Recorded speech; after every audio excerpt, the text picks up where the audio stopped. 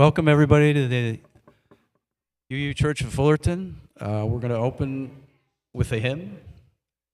As you are willing and able, please join us, stand and join us, and here we have gathered.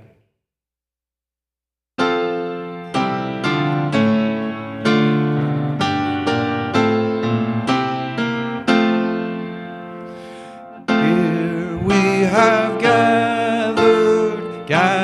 side by side, circle of kinship, come and step inside.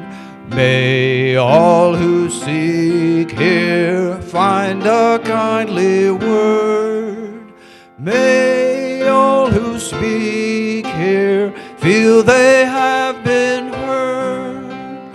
Sing now together this our heart's own song. Here we have gathered, called to celebrate days of our lifetime, matters small and great. We of all ages, women, children, men, infants and sages, sharing what we can. Sing now together this our heart's own song. Life has its battles, sorrows and regrets, but in the shadows let us not forget. We who now gather know each other's pain. Kindness can heal us. As we give, we gain. Sing now in friendship this our heart's own song.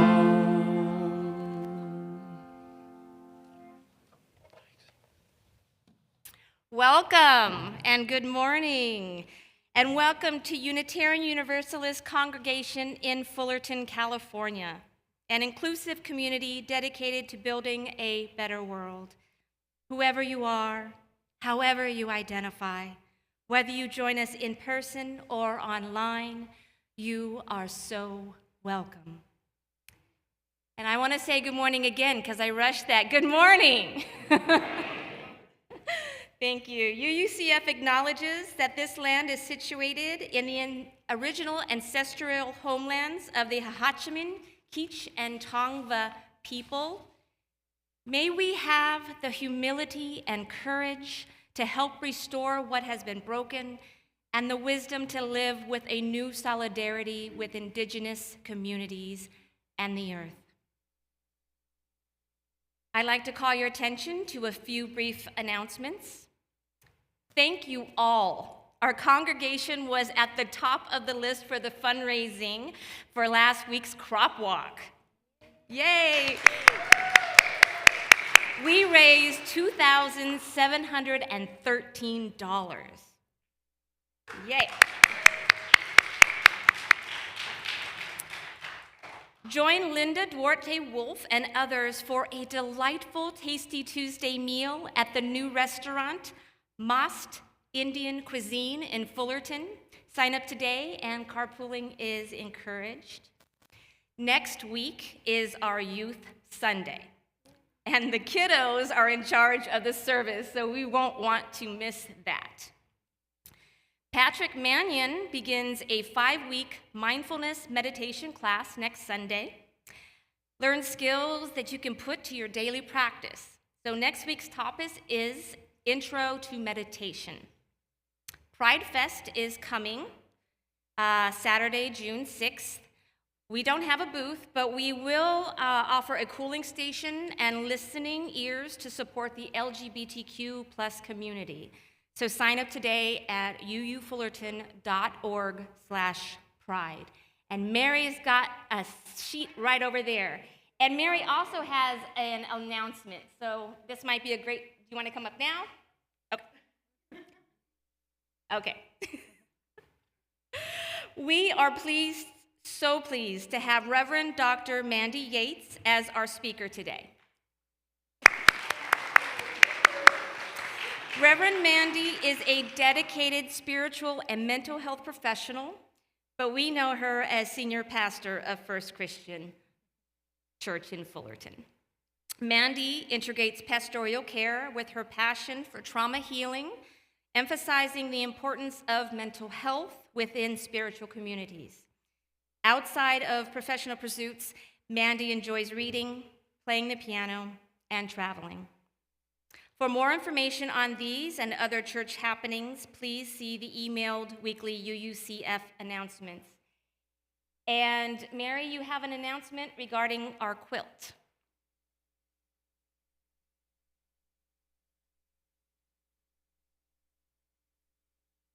I didn't want to come up earlier. You know, I can't read. So, good morning. I just wanted to let people know, and Rosie, I'm going to have you come up, and I want you to hold one end of this quilt, and Rebecca's going to come up and hold the other. I wanted to let you know that we were gifted today a new quilt for the Time for All Ages.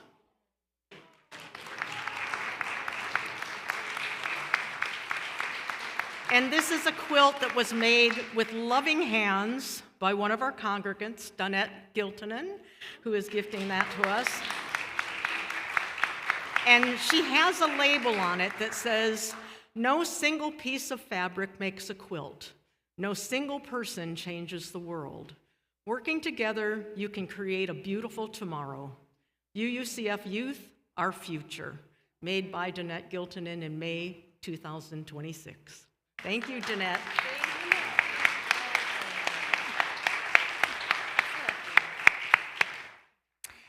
Today, our caring listener is Sophia Kang.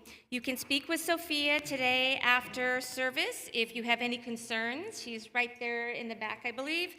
Her hand's up, thank you. Or if you simply want someone to talk to, or maybe to vent to, because there's a lot going on. And trust that whatever you share is always confidential. We'll be sharing joys and sorrows a little bit later in the service, so if you are in the sanctuary and you'd like to share, the slips are located on the back table, and you can fill them out up to the beginning of the Time for All Ages. And if you're joining us online, I invite you to post your joys and sorrows there as well, maybe in caps, and sooner than later, so we can get you included into that. And now, those in the sanctuary are welcome to take a moment to greet one another. All right.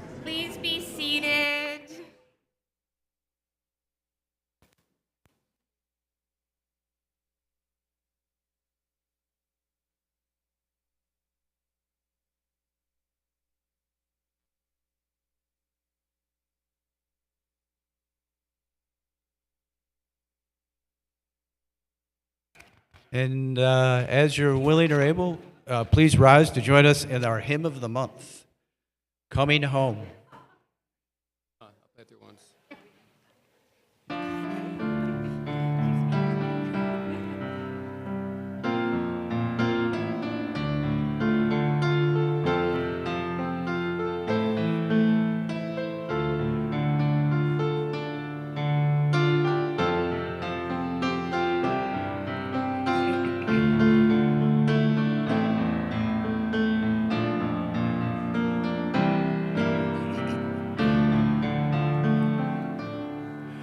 I return to myself, here where I belong. I am coming home, like a bird to its nest, like a river to the ocean. I am coming home. I return to myself, here where I belong. I am coming home, like a bird to its nest, like a river to the ocean. I am coming home.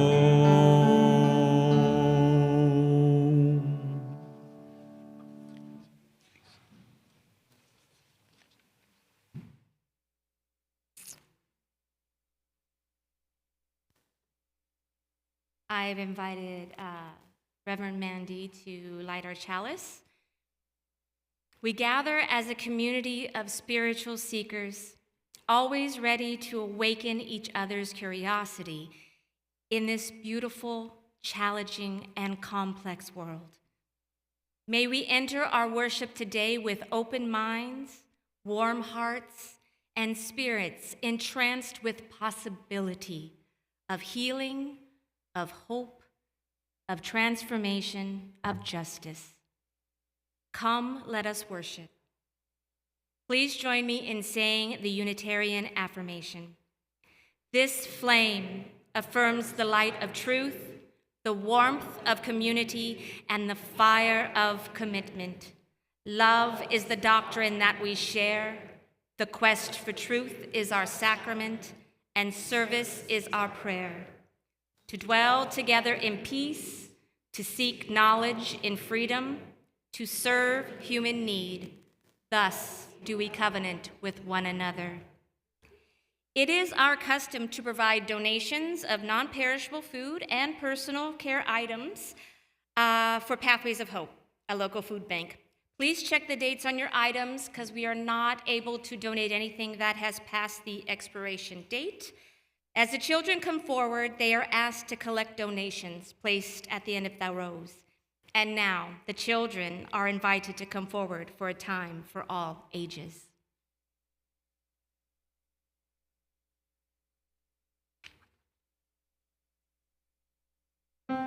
You I receive, you I give, together we share, and from this we live. You I receive, you I give, together we share, and from this we live.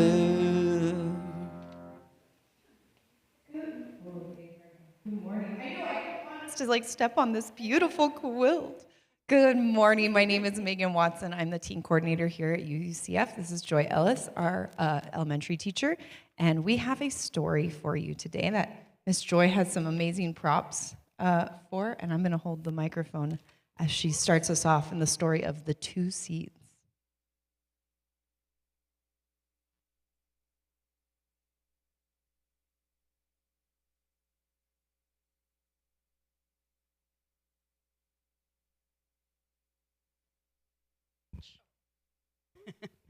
Also, thank you, Donette, for making this beautiful quilt. That was like a total surprise to us, so it's amazing. And I want to look at it for like an hour, but we don't have time for that. Maybe later. All right, so our story today is about two seeds. There was one seed and its friend. They were planted in the soil pretty much at the same time. So they decided what their lives were going to be like. The first seed was brave, and it said, "Oh, I want to grow strong, and I want to be a sprout, and I'm going to put my little leggies into the dirt." But the other seed did not feel quite the same way. The other seed was like, "Oh my gosh, it's terrifying to think about being a plant. What if, oh no, yeah, what if that happens? What if that happens and just like the whole earth implodes?" and that's scary. And then like, what if the sky disappears? Like, being a seed, becoming a plant is too risky, okay? See what can happen. But the brave seed said, "You know, stuff happens, but you know what? I really, really dream of becoming a beautiful flower. So even if the earth implodes and the sky disappears, I'm gonna go for my goal. I'm gonna go for my dream." So it pushed its cute little roots down, and it pushed two little leaves out and was like, "Oh my gosh, I'm becoming what I wanted to be." And the other seed was like, "Good for you, but I am staying safe in my little dirt hole. I don't want anything to hurt me. I'm good just like this."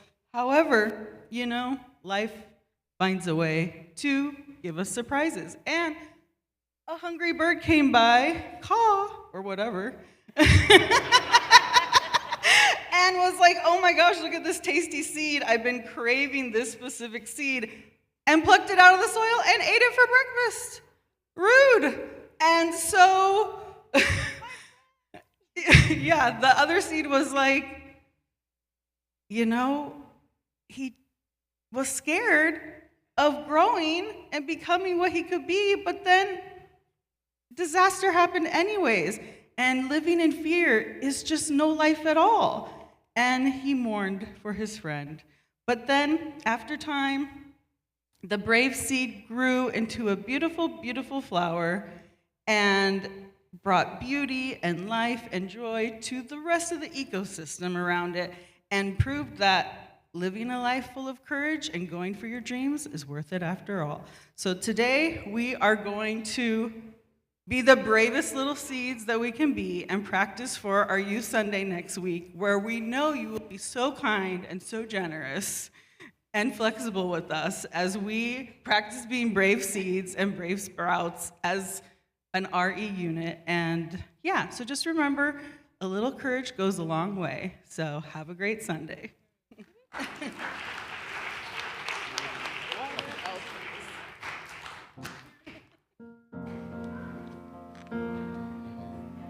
Go with wisdom, go with wonder, go to meet a brand new day.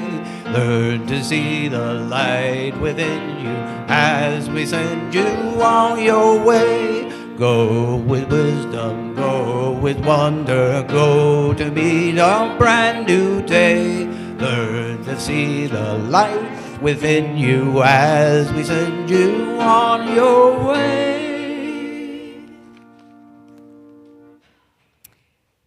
We begin by lighting a candle for all those concerns for the greater world, our wish for peace and justice, our hopes for the children who will inherit the planet.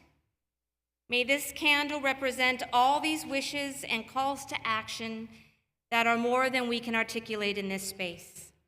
And now let us share our personal joys and sorrows in our lives. Got a few. Jocelyn and Frank Shiramoto have a joy in memory of my father, John, who served in World War II, Korea, and Vietnam, and served his country for over 30 years, and my father-in-law, Frank Sr., a proud Japanese American who served during World War II and devoted 25 years to military service, we honor and remember them both with gratitude and love. May they rest in peace.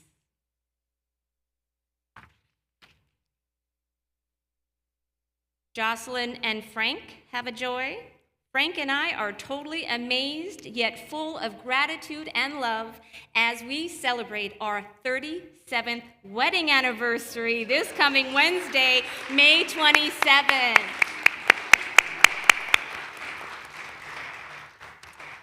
Mark Umbriaco has a joy. Jody Bilum has officially retired after 21 years of public education. Thank you, Judy. Chris Heaton has a joy. We love the joys, don't we? Chris Heaton has a joy. Sunshine and breathing up and down the hills of Big Sur put a big smile on my face, and ours too. Thank you for sharing.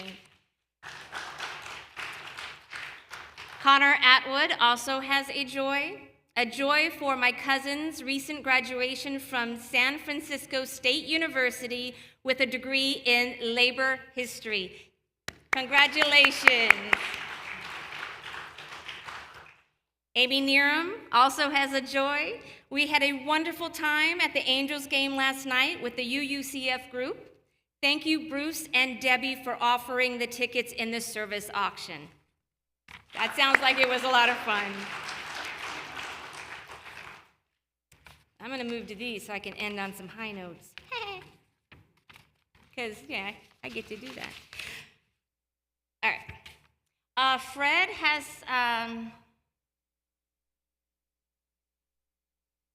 has some concerns regarding in Fullerton that the wrong individuals are being detained by the police in Fullerton apart from the truth. So I tried to read that as best as I could. And then we have another one I think from Peter. I have been recovering from an illness, and he has been He's been there twice now, so we are glad that you are recovering from your emergency and that you can be with us still. Ed Tajbam, I'm sorry if I mispronounced that, has a sorrow and a concern. The Muslim community was violently attacked by Republican terrorists a week ago.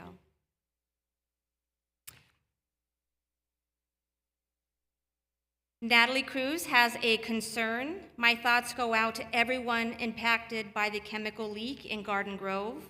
May the crisis be resolved with the best possible outcome, and people can resume their lives, so that people can resume their lives. May they receive support and meet their basic needs in this emotional time. Bruce Reebok has a joy. 15 UU and friends attended the Angels game last night. Fun for all around. Angels won 5-2. Go Angels! Carter Rafskowski, forgive me, has a joy. My husband and Stephen had a safe trip to China, and Robbie and I had a great visit with family in Tennessee. We're so happy to hear that too. Thank you. I don't believe we have any online. Nope, okay. Well, that was wonderful joys. Thank you all for sharing. We now light one more candle for all those joys, concerns, and sorrows that remain unexpressed, but are still held close in our hearts. And now, please join me in saying the affirmation on the screen. Or not. We join you in celebrating your joys. May you feel our love and compassion for your sorrows and concerns. For all that is spoken and unspoken, may the caring of our beloved community sustain us all.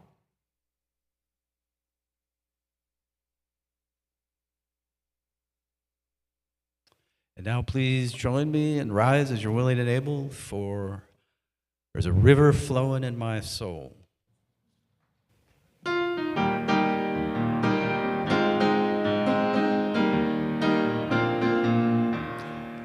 There's a river flowing in my soul.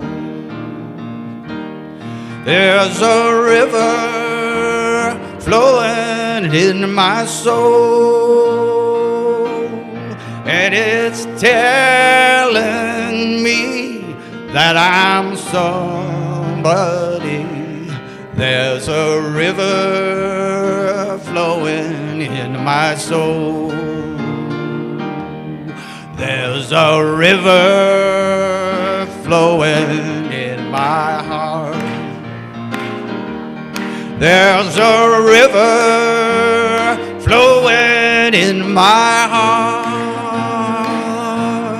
and it's telling me that I'm somebody. There's a river flowing in my heart.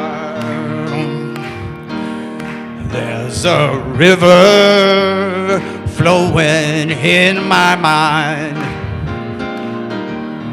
There's a river flowing in my mind, and it's telling me that I'm somebody. There's a river flowing in my mind. There's a river flowing in my mind. And thank you to Jericho.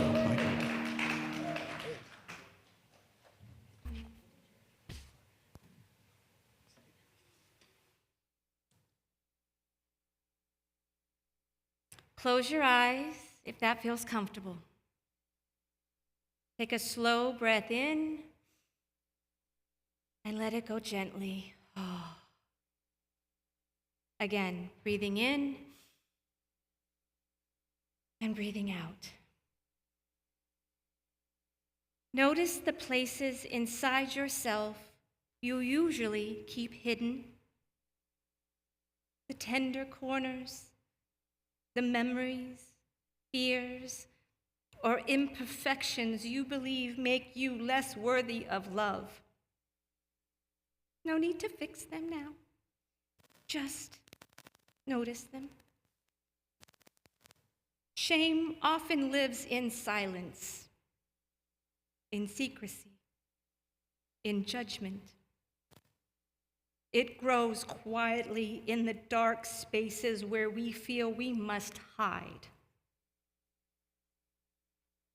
And shame does not always sound harsh or obvious. Sometimes it sounds responsible, productive, necessary. Sometimes it appears as perfectionism and the need to please everyone,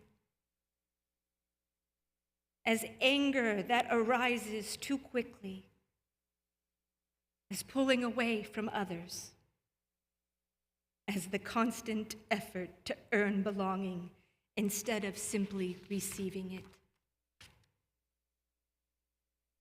You may hear its familiar whispers. Be better. Don't let them see. Keep performing. Don't need too much. Don't fail. Notice these voices without arguing with them. Just listen. And then gently ask yourself, what if these thoughts are not the truth? What if this is fear speaking in a voice I learned long ago? Take another breath.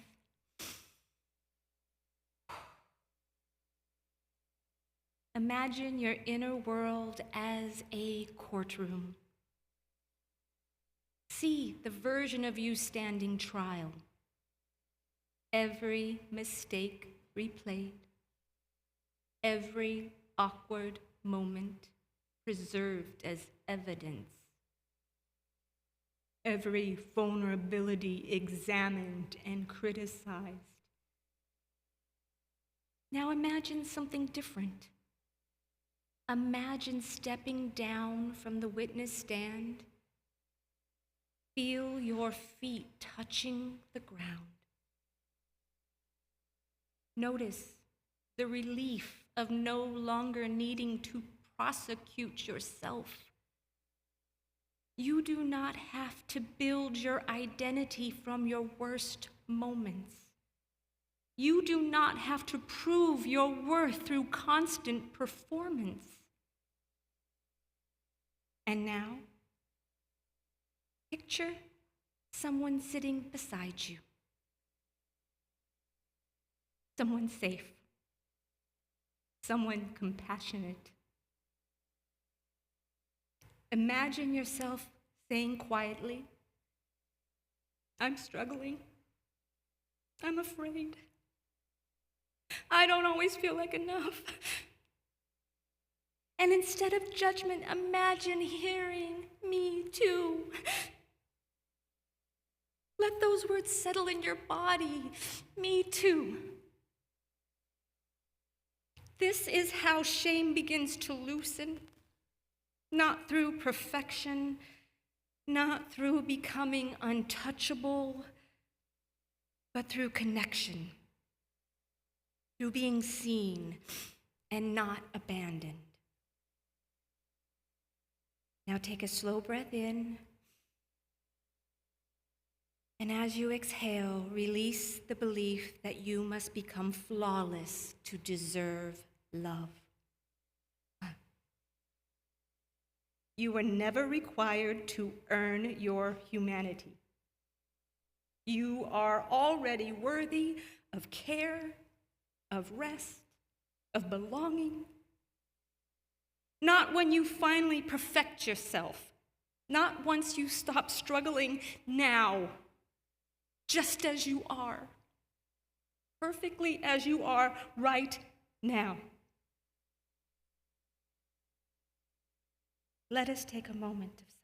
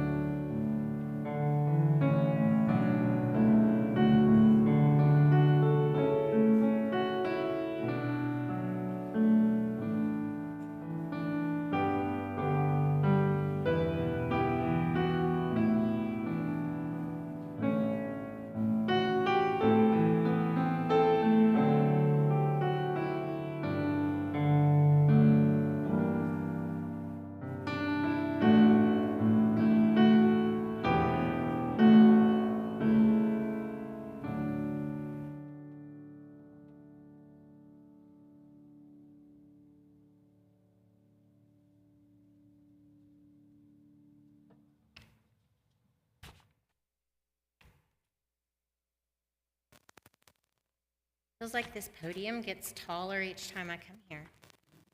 Or maybe I get shorter. Who's to say?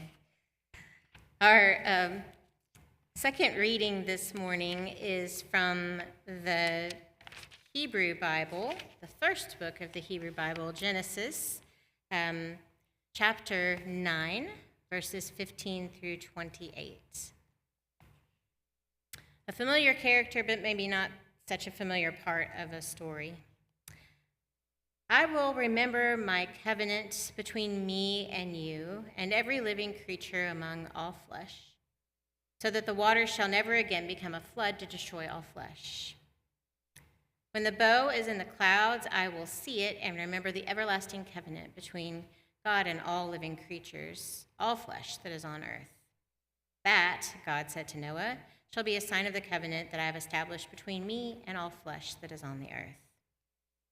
The sons of Noah who came out of the ark were Shem, Ham, and Japheth, Ham being the father of Canaan. These three were the sons of Noah, and from these the whole world branched out. Noah, the tiller of the soil, was the first to plant a vineyard. He drank of the wine and became drunk, and he uncovered himself within his tent. Scandalous. Ham, don't worry, I'm just going to add my commentary as I see fit. Ham, the father of Canaan, saw his father's nakedness and told his two brothers outside. But Shem and Japheth took a cloth, placed it against both their backs, and walking backward, they covered their father's nakedness. Their faces were turned the other way, so that they did not see their father's nakedness. When Noah woke up from his wine and learned what his youngest son had done to him, he said, "Cursed be Canaan, the lowest of slaves, shall he be to his brothers." And he said, "Blessed be the Lord, the God of Shem, let Canaan be a slave to them. May God enlarge Japheth, and let him dwell in the tents of Shem, and let Canaan be a slave to them." Noah lived after the flood 350 years, and all the days of Noah came to 950 years. Then he died. The reading you just heard comes at the end of the flood story in the first book of the Hebrew Bible. Noah may be a familiar character to you, but perhaps not this side of Noah. The giant ark filled with cute animals has been replaced with a naked, belligerent drunk. Yay! How fun. It's probably not a surprise to you either that this is not the only story of a guy with a boat saving a lot of animals in a big flood. There are many stories in many cultures just like this one, many much older than the story of Noah. And in almost all of them, the guy that builds the boat, yes, unfortunately, it's a guy, whatever. The guy that builds the boat usually dies in the flood or shortly thereafter. And all of the guys that build the boats are considered heroes. Yeah, amen, woo. Sorry. In one story, one of the heroes and his wife are even made immortal as thanks for saving all the animals. But in the Hebrew story of the Great Flood, the hero is not flawless. The hero is not flawless. So this makes me think that this is the part of the story we should probably pay the most attention to. Our text tells us after they found dry land, Noah celebrated by planting a vineyard and making some wine. Yay, that sounds good. The wine was so delicious that Noah consumed a lot of it, so much that he got drunk and naked. Well, it happens, apparently. Then Noah's son Ham found him and worked with his brothers to figure out a way to literally cover their dad up. They draped a blanket over their shoulders and walked backward into his tent, quickly throwing the blanket on their dad and running straight out so as not to see anything. But when Noah woke up, instead of saying, "Hey, thanks for the blanket," he instead found out which son saw him naked first and then promptly cursed him and all of his descendants. Overreact much? As sociologist Brené Brown reminds us, embarrassment is feeling like, oops, I did something bad. But shame is believing I am bad. Shame is feeling that we are somehow flawed and therefore unworthy of love or belonging or connection. It is an awful feeling, and so we try to get rid of it as soon as we feel it, throwing it onto anything and anyone that will take it. In Noah's case, his shame was thrown onto Ham and Ham's descendants even faster than Ham and his brothers threw that blanket on Noah. Unfortunately, we see evidence of shame like this in our own families, even shame that gets passed down from one generation to the next. When we hear things like, "Don't air our dirty laundry," we learn to hide addiction, abuse, grief, conflict, or pain instead of naming it honestly. When we hear, "Don't spend too much time talking to Aunt Cindy, you know, she's crazy," we learn that anxiety, depression, trauma, and neurodivergence belong in the silent corners of family gatherings. When we hear, "Boys aren't supposed to act like that," where did you learn that? We learn early on that parts of ourselves are too much, or wrong, or unsafe to reveal. And shame doesn't only exist in families, does it? We see it in our country right now, pretty ripe, yes. The shame of enslavement and the genocide of indigenous peoples continues to thrive in silence and denial. Because when shame is left unnamed, it festers, it mutates, it keeps reproducing itself across generations. It showed up as Jim Crow laws in one era, resistance to the civil rights movement in yet another, and now redlining, gerrymandering, and voter suppression in yet another. All while many people of color continue to live in fear of an enemy that many white people refuse to even acknowledge exists. And Lord knows shame thrives in the church. Maybe not this one, but a lot of the other ones. Lord knows shame thrives in the church. After all, the church has been taught how to use the Bible and even God's voice to reinforce shame. Shame that pushes mental illness into the corner. Shame that forces queer children into closets. Shame that drives addicts into isolation. Shame that convinces people they must become flawless before they are worthy of love. So what do we do with all of this shame? Well, sociologist Brené Brown cautions us to be very careful because we are often so uncomfortable with our own shame that we try to dump it on other people, especially people that we imagine have too little of it. But the people we call shameless, the people with inflated egos or grandiose personalities, we don't know anybody like that, do we? The people we call shameless, the people with inflated egos or grandiose personalities, they're often already carrying enormous reservoirs of shame.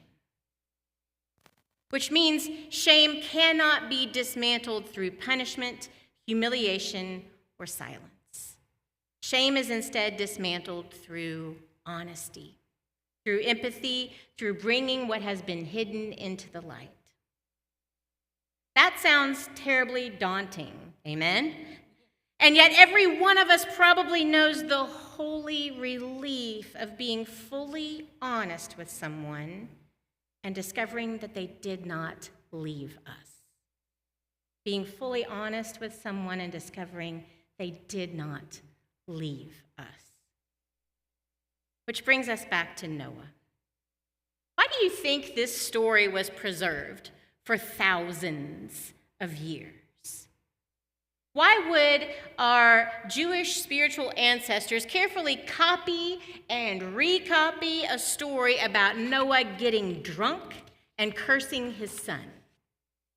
Why would great-great-great-great-great-great-grandma insist that we remember this part of the story?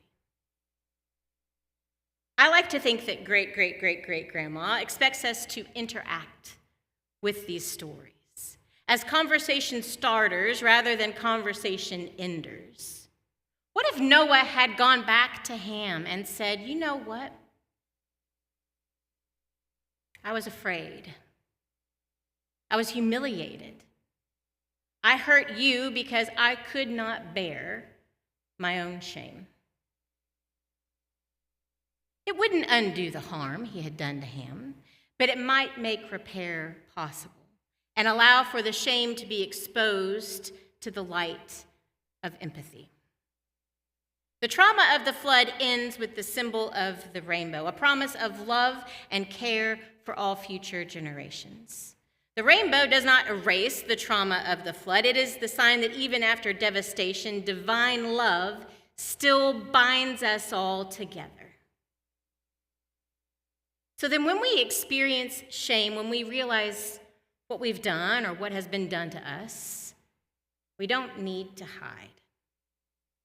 And perhaps dismantling shame begins when we become the kind of people who make honesty survivable for one another. Like Noah, we are human. We make mistakes. We wound each other. We carry trauma. We inherit pain. But none of that changes our worthiness of love and belonging. We were never required to become flawless in order to deserve connection. We are already enough, already human, already worthy of love. Amen.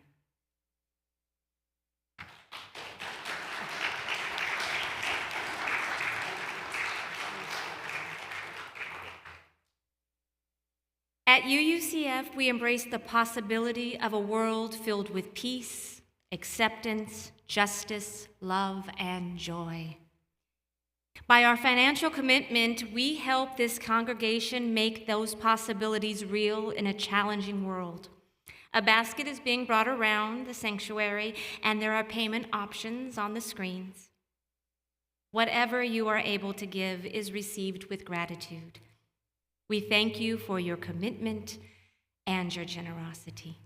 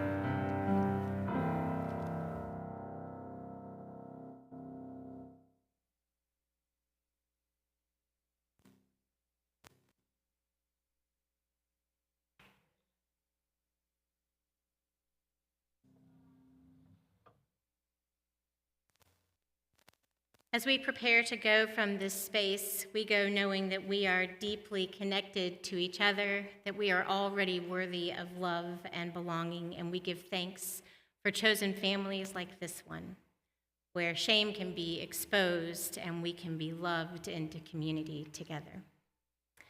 We now extinguish this chalice, but not the light of truth, the warmth of community, or the fire of commitment. These we carry in our hearts wherever we may go. Amen, shalom, salam, namaste, and blessed be.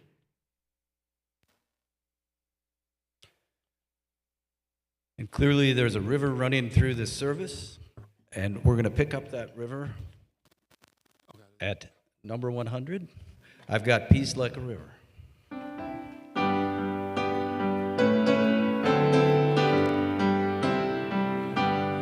I got peace like a river, I got peace like a river, I got peace like a river in my soul. I've got peace like a river, I've got peace like a river. I've got peace like a river in my soul.